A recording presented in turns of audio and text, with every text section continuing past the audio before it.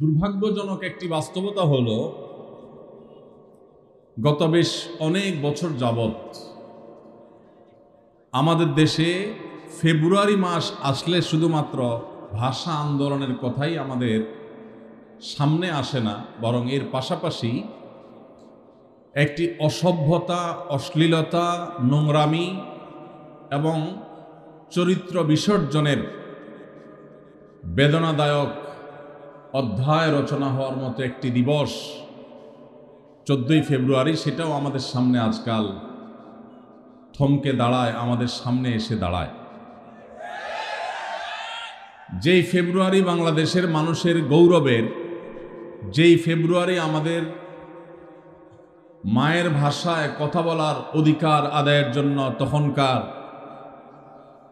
আব্দুল সালাম, রফিক, বরকত এবং আব্দুল জব্বার সহ অন্য সব ভাষা আন্দোলনের জন্য যারা আত্মত্যাগ দিয়ে করেছেন, তারা তাদের তারুণ্য এবং যৌবনকে যেখানে জুলুমের বিরুদ্ধে কথা বলে সংগ্রাম করে তারা ইতিহাসে স্থান করে নিয়েছেন, সেই সময়ের তরুণদের আজকের যে বংশধরেরা, তাদের সে তেজ, তাদের সেই চেতনা, তাদের সেই ধার, তাদের সেই শক্তি এবং উদ্যমকে নষ্ট করবার জন্য পশ্চিমা পৃথিবী থেকে ভ্যালেন্টাইন্স ডে নামক একটা বস্তা পচা সস্তা সংস্কৃতি আমদানি করা হয়েছে।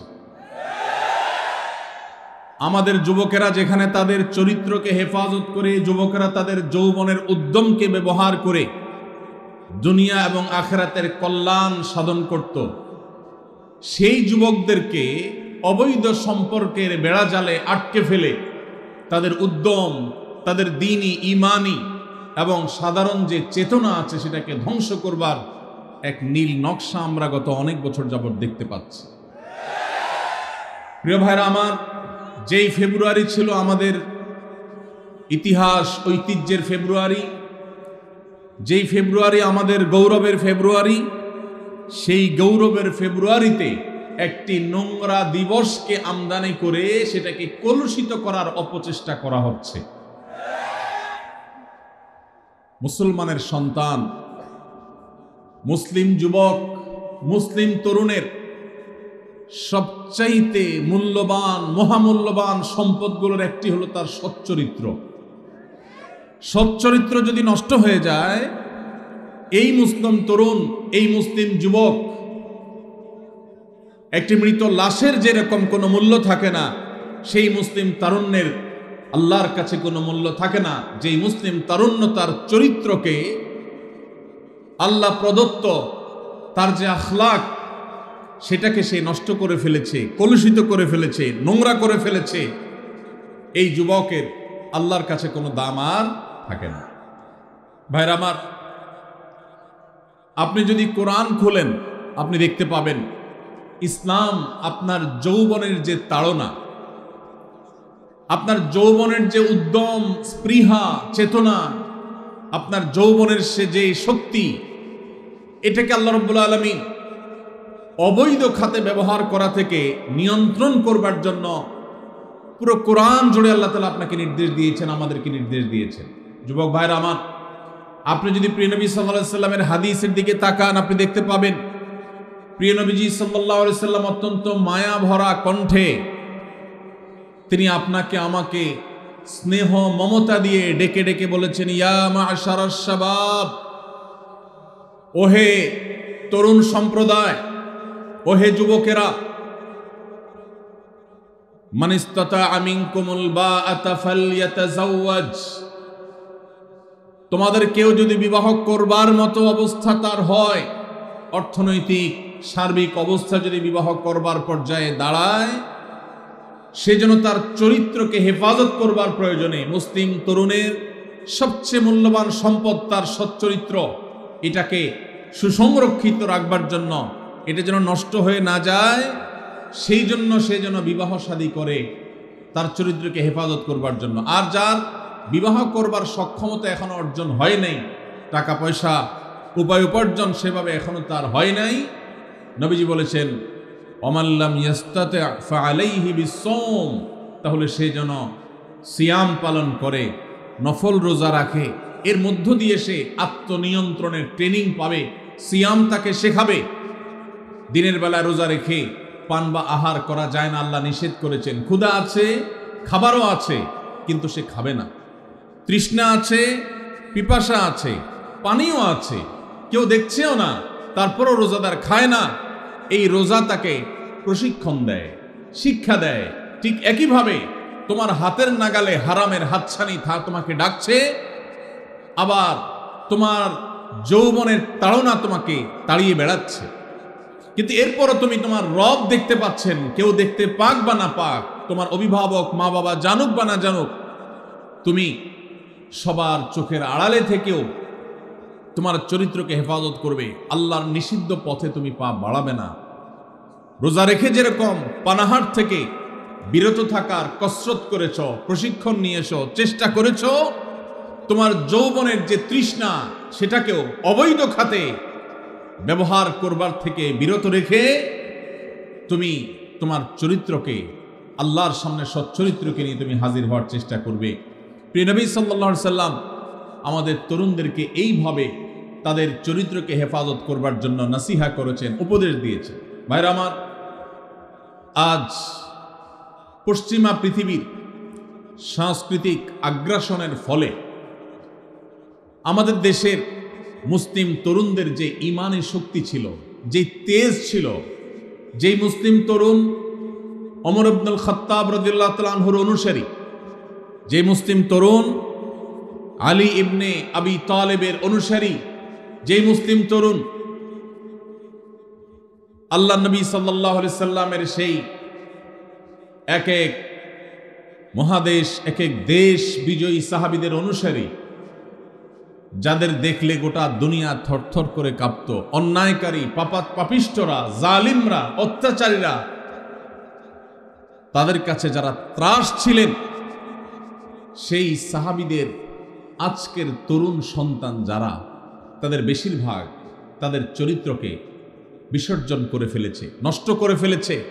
হারামে তারা গা ভাসিয়ে তারা আজ সেই তেজ, সেই ইমানি শক্তি, সেই পাওয়ার, সেই ইবাদতের শক্তি আজ তারা হারিয়ে ফেলেছে।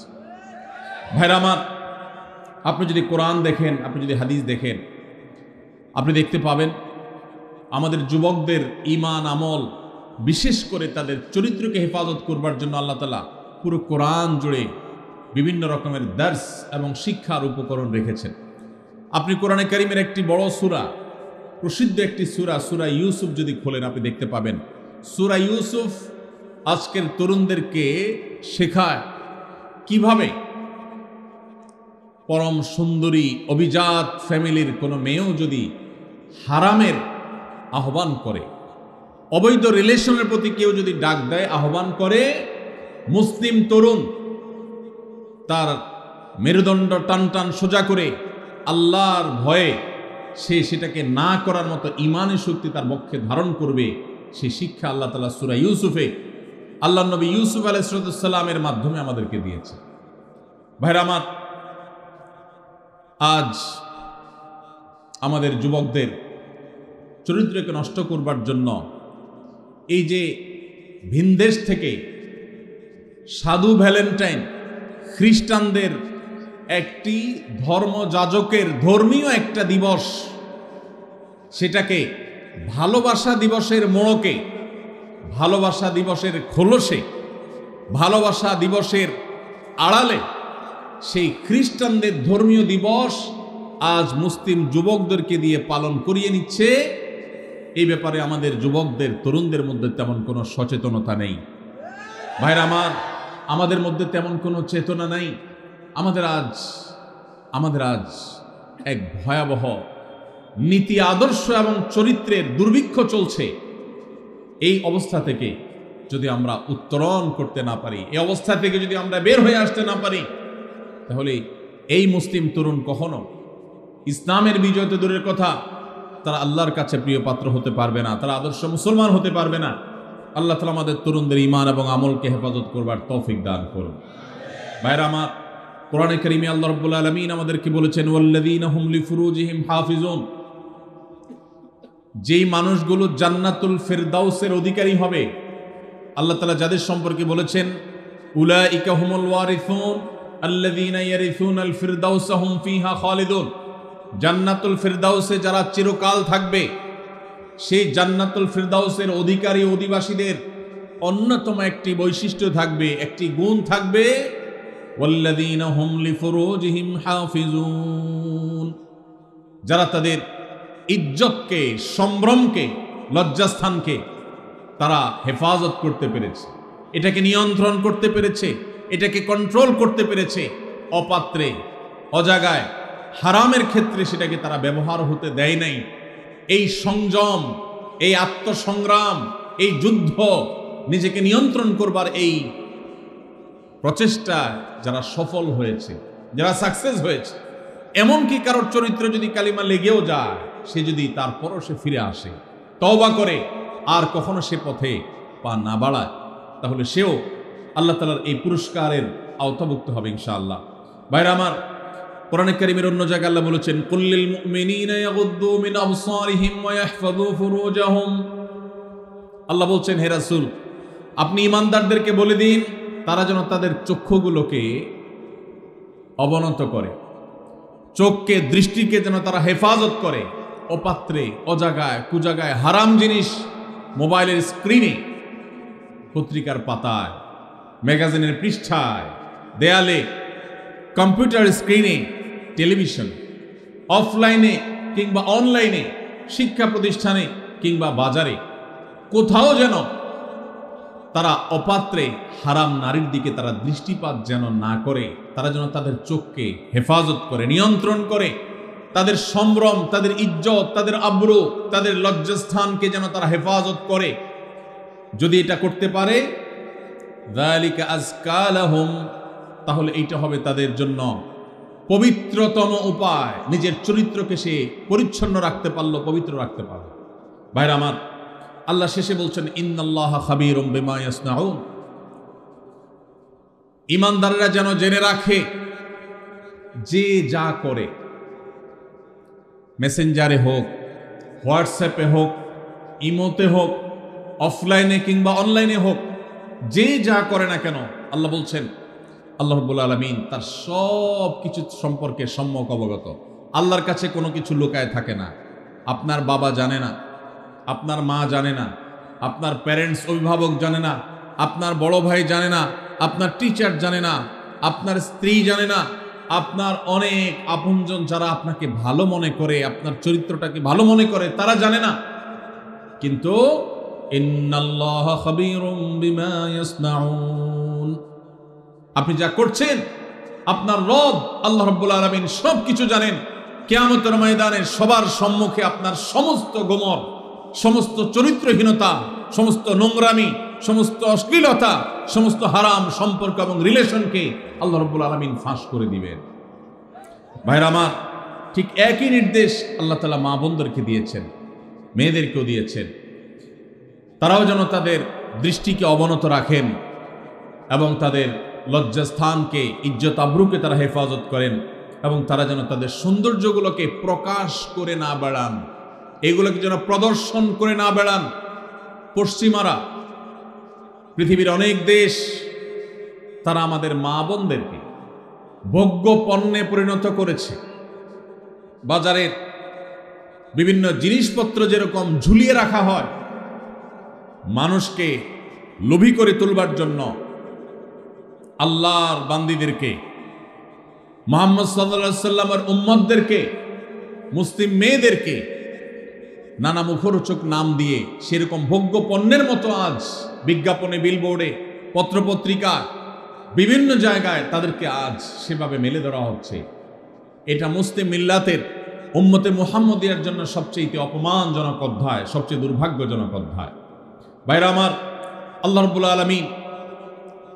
রাব্বুল আলামিন আমাদেরকে নির্দেশ করেছেন ওয়ালিয়াস্তাফিফিল্লাযীনা লা ইয়াজিদুনা নিকাহা হাত্তা ইউগনিয়াহুমুল্লাহু মিন ফাদলিহি, যাদের বৈধ উপায়ে বিবাহ করবার মতো এখনো আর্থিক সঙ্গতি হয় নাই, সেই সুযোগ তৌফিক এখনো আসে নাই।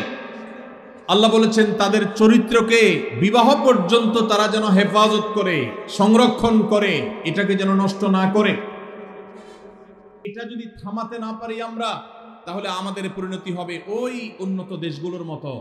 ওদের সংসার শেষ হয়ে গেছে, ওদের দাম্পত্য সম্পর্ক ভেঙে গেছে, ওদের মধ্যে বৈবাহিক সম্পর্ক বলতে তেমন কিছু নাই, মানুষ জন্মের হার জিরোতে চলে আসছে। ভয়ঙ্কর একটা বাস্তবতাকে তারা অনুভব করছে।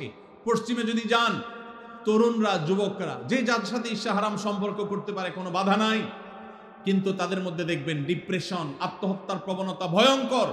আপনার যেই বন্ধুটা হারাম রিলেশন করেছে, ওর মধ্যে মানসিক কষ্ট, দুঃখ, পেরেশানের, ডিপ্রেশন, চিন্তা আপনার চাইতে দেখবেন আরো বেশি। ও ভালোবাসা এবং প্রেম তথাকথিত এই হারাম সম্পর্ক যে নিবেদন করে, এটা যে আদান প্রদান করে, এটার মধ্য দিয়ে সে সুখী হওয়ার কথা, কিন্তু আপনি দেখবেন সে সুখী না, সে হলো সবচাইতে দুঃখী।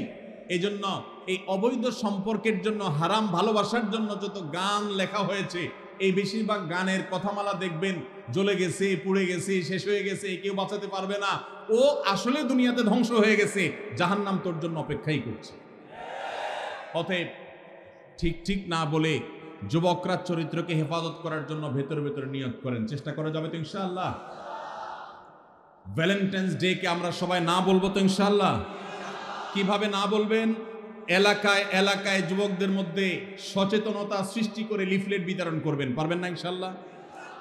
যুবক ভাইরা যাদেরকে আল্লাহ তাআলা দ্বীনের বুঝ দিয়েছেন, আমি আপনাদের উদাত্ত আহ্বান করতে চাই, প্রতিটি এলাকায় এলাকায় 14ই ফেব্রুয়ারি উপলক্ষে কোনো প্রকার শয়তানি ক্রিয়াকর্ম করতে দেয়া যাবে না। এলাকায় এলাকায় লিফলেট বিতরণ করবেন। মসজিদ থেকে ইমাম সাহেবদের নেতৃত্বে যুবকদেরকে কাউন্সিলিং করতে বের হবেন। কোন অবস্থাতে আমরা পশ্চিমা ভ্রষ্টামি, পশ্চিমা নষ্টামি, পশ্চিমা নোংরামি, পশ্চিমা অসভ্যতাকে আমাদের দেশে আমদানি করতে দেব না। আমাদের এই দেশের যুবকদেরকে নষ্ট করতে আমরা দেব না। সেজন্য আমরা সবাই চেষ্টা করব তো ইনশাআল্লাহ। এই জন্য আপনার স্কুলে, আপনার কলেজে যারা হালাল সম্পর্কে বিশ্বাসী, যারা মুসলমান, যারা এই দেশীয় সংস্কৃতিতে বিশ্বাসী, ভিনদেশী সংস্কৃতিকে যারা গা মাখাতে চায় না, সেই যুবকদেরকে আমি বলতে চাই, আপনারা আপনাদের শিক্ষা প্রতিষ্ঠানে বিভিন্ন জায়গায় আপনারা লিফলেট বিতরণ করেন, জনসচেতনতা সৃষ্টি করেন, যুবকদের মধ্যে দাওয়াতি অভিযান চালান। আমরা যদি অলিতে গলিতে 13ই ফেব্রুয়ারি 12ই ফেব্রুয়ারি থেকে দাওয়াতি কাজ চালাই, ইনশাআল্লাহ রাস্তাঘাটে অলিতে গলিতে যেখানে সেখানে এইসব নোংরামি, এই সমস্ত অসভ্যতা, এইসব দৃশ্য আমাদের দেখতে হবে না ইনশাআল্লাহ। আর যদি মনে করেন যে না আমি নিজে বাঁচলাম, আমার আর দেখার দরকার নাই, তো আপনার সন্তান, আপনার ভবিষ্যৎ বংশধর, তাদেরকে আপনি জাহান্নামে রেখে যাচ্ছেন, মনে রাখবেন। তাদের জন্য ভালো পরিবেশ দরকার আছে না নাই? যদি ভালো পরিবেশের দরকার হয়, তাহলে সেক্ষেত্রে আমাদের নড়ে চড়ে বসতে হবে, দায়িত্বশীল ভূমিকা পালন করতে হবে। শুধু ওয়াজ শুনে গেলে হবে না। আমি আইন হাতে তুলে নিতে বলছি না, খবরদার কেউ আইন হাতে তুলে নেবেন না, কিন্তু এলাকায় এলাকায় এই নষ্টামি যারা করে তাদেরকে আগে থেকে দাওয়াত দিবেন, অন্যায় কাজ থেকে, অসৎ কাজ থেকে বাধা প্রদান করবেন। কারা কারা রাজি আছেন? হাত তুলেন দেখি। আল্লাহ আমাদের সবাইকে এই নষ্টামি বন্ধ করার তৌফিক দান করুন। ভাইরা আমার, আপনারা সবাই জানেন আমাদের দেশে এক শ্রেণীর ব্যবসায়ী আছে যারা বিদেশ থেকে এদেশে ব্যবসা করবার জন্য এসেছে। এই বিদেশ থেকে ব্যবসা করতে আসা কোম্পানিগুলোর মধ্যে থেকে আপনারা দেখেন ক্লোজ আপ একটা ব্র্যান্ড আছে না? এই ক্লোজ আপ ইউনিলিভারের এই ব্র্যান্ড, তারা আমাদের দেশে এই নষ্টামিকে সবচেয়ে বেশি প্রতিষ্ঠা করবার জন্য টাকা পয়সা খরচ করে। প্রতি বছর দেখবেন তারা ক্লোজ আপ কাছে আসার গল্পের কথা শোনাতে বলে। এই কাছে আসার গল্প বলতে, কোন সন্তান পড়ালেখা থেকে দূরে সরে গেছে, সে আবার সুপথে আসছে, পড়ালেখার পথে ফিরে আসছে, সেই যুবকের গল্প তারা শুনতে চায় না। কোন যুবক বাবা মার সাথে রাগারাগি করে বাসা থেকে বের হয়ে চলে গেছে, সে আবার বাবা মার কাছে আসছে, সেই সচ্চরিত্রবান যুবকের গল্প তারা শুনতে চায় না। কোন স্বামী তার স্ত্রীর সাথে অভিমান করে সরে গেছে, দূরে চলে গেছে, আবার তারা স্বামী স্ত্রী মিলেমিশে গেছে, ভুল সবাই একে অন্যটাকে স্বীকার করে নিয়ে তারা আবার থাকা শুরু করেছে। এই যে কাছে এসেছে, একটা সংসার ভাঙার পর আবার জোড়া লেগেছে, এই কাছে আসার গল্প তারা বলে না। তারা কোন কাছে আসার গল্পের কথা বলতে চায়? তারা বলতে চায় আমাদের যুবকরা হারামের কাছে, জাহান্নামের কাছে, অবৈধ রিলেশনের কাছে যাওয়ার গল্প যেন শোনায় সেজন্য। তাহলে এরা কি আমাদের বন্ধু না শত্রু? এরা কি আমাদের বন্ধু না শত্রু? যেই যুবক বাপমা থেকে দূরে সরে গেছে, সেই যুবক বাপমার কাছে ফিরে আসলে এই কাছে আসার গল্প আমাদের জন্য সুখকর। যেই যুবক পড়ালেখা ছেড়ে নষ্ট পথে চলে গেছে, সে সেই পথ থেকে ফিরে এসেছে, এটা আমাদের জন্য সুখকর। যেই যুবক মাদকের দিকে চলে গেছে, সে মাদক ছেড়ে আবার সুস্থ জীবনে ফিরে এসেছে, এটা আমাদের জন্য আনন্দের। যেই স্বামী স্ত্রীকে রেখে চলে গেছে, যেই স্ত্রী স্বামীকে রেখে অভিমান করে চলে গেছে, সে আবার ফিরে এসেছে, এই কাছে আসার গল্প আমাদের জন্য সুখকর। কিন্তু ক্লোজ আপ এবং এই জাতীয় যে সমস্ত কোম্পানিগুলো আমাদের যুবকদের ইমানের চেতনাকে ধ্বংস করবার নীল নকশাকে তারা বাস্তবায়ন করতে চায়, তারা এই সমস্ত কাছে আসার গল্প শুনতে বা শোনাতে চায় না। তারা চায় আমাদের যুবকদের হারামের কাছে যাওয়ার গল্প শোনাতে। হারামের কাছে যাওয়ার গল্প শোনাতে যারা আমাদের যুবকদেরকে উদ্বুদ্ধ করে, যারা যুবকদেরকে উস্কানি দেয়, এই তথাকথিত কাছে যাওয়ার পরের যে গল্প, কোন যুবক হারাম সম্পর্ক করতে গিয়ে, তথাকথিত কাছে আসার গল্প রচনা করতে গিয়ে তার পড়ালেখার জীবন শেষ হয়ে গেছে। কোন যুবক হারাম পথে আসতে গিয়ে, হারামের কাছে আসতে গিয়ে বাবা মার সাথে সম্পর্ক শেষ হয়ে গেছে। কোন মানুষ হারাম সম্পর্ক করে হারামের অবৈধ সম্পর্কের কাছাকাছি যেতে গিয়ে তার বৈধ স্ত্রীর সাথে তার ডিভোর্স হয়ে গেছে। এই তথাকথিত কাছে আসার গল্পের পরের যে ঘটনাগুলো, সেগুলো আর তারা আপনাকে বলতে বলবেন। আপনাকে বলবেন, যুবক কিভাবে তুমি কাছে এসেছো হারামের, সেই গল্প শোনাও। সেগুলো দিয়ে তারা ভ্যালেন্টাইন্স ডে, অর্থাৎ খ্রিস্টানদের সাধু ভ্যালেন্টাইন্স ডে, যেটাকে না জেনে না বুঝে মুসলিম যুবকেরা তথাকথিত ভালোবাসা দিবস মনে করে যেটাকে উদযাপন করে খ্রিস্টানদের কাজ করছে, সেই দিবস উপলক্ষে তারা সে সমস্ত গল্পকে নাটক আকারে টেলিভিশন উপস্থাপন করে। মুসলিম নামধারী, ন্যূনতম আত্মসম্মান বোধ থেকে সম্পূর্ণরূপে মুক্ত, যাদের মধ্যে কোনো আত্মমর্যাদা নাই মুসলমান হিসাবে, এরকম নামধারী মুসলমানেরা সেই সমস্ত তথাকথিত ভালোবাসার নাটককে তারা উদযাপন করে, সেগুলোকে তারা উপভোগ করে, সেগুলো দেখে তারা মজা নেয়। এটা ইমানের সাথে যায় না। আপনি ইমানদার হলে আপনার ইমান হরণকারী এই আয়োজনকে আপনি কখনো অ্যাপ্রিসিয়েট করতে পারেন না। এই বিদেশিরা আমাদের দেশ থেকে প্রত্যেকটা ঘরে ঘরে এদের পেস্ট, এদের সাবান, এদের আইটেমগুলো বিক্রি করে আমাদের ঘর থেকে তারা চাঁদা তুলে তারা বিদেশে নিয়ে যাচ্ছে। আবার আমাদেরই টাকা আমাদের কাছে বিক্রি করে যে টাকা তারা ইনকাম করে, সেটা দিয়ে আমাদের সমাজে তারা 20, এটা তারা 14